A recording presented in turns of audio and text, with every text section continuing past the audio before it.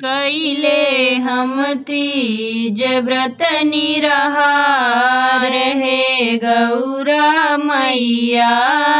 कैले हम तीज व्रत निराहार हे गौरा मैया। पूजी चरनिया तोहार हे गौरा मैया।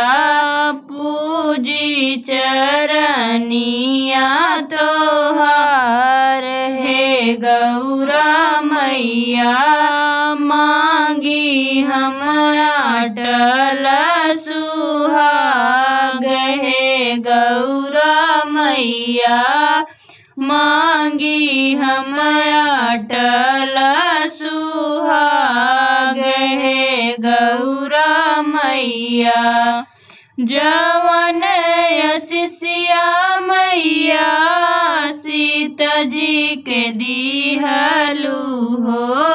जवन शिष्या मैया सीता जी के दिहलू हो। पाई गई दशरथ के लाल हे गौरा मैया। पाई गई दशरथ के लाल हे गौरा मैया। पूजी चरनिया तोहार हे गौरा मैया। मांगी हम अटल सुहाग हे गौरा मैया। जवन शिष्या मैया रुक्मणी के दिहलू हो। जवन शिष्या मैया रुक्मणी के दिहलू हो। पाई गई नंद जी के लाल हे गौरा मैया। पाई गई नंद जी के लाल हे गौरा मैया। मांगी हम उहैया आशीर्वाद हे गौरा मैया। मांगी हम उहैया आशीर्वाद हे गौरा मैया। कैले हम तीज व्रत निराहार हे गौरा मैया।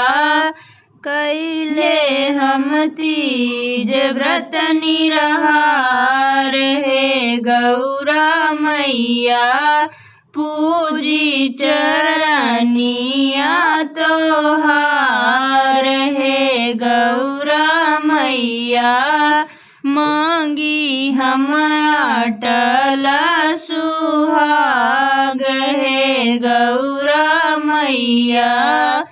जवन शिष्या मैया लक्ष्मी के दिहलू हो। जवन शिष्या मैया लक्ष्मी के दिहलू हो। पाई गई तीनों लोक के नाथ हे गौरा मैया। पाई गई तीनों लोक के नाथ हे गौरा मैया। मांगी हम उहई वरदान हे गौरा मैया।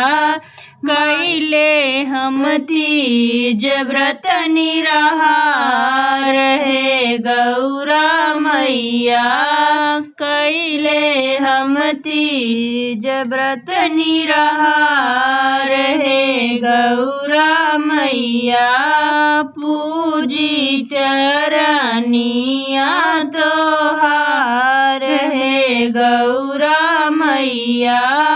पूजी चरनिया तोहार हे गौरा मैया। मांगी हम अटल सुहाग हे गौरा मैया। मांगी हम अटल सुहाग हे गौरा मैया।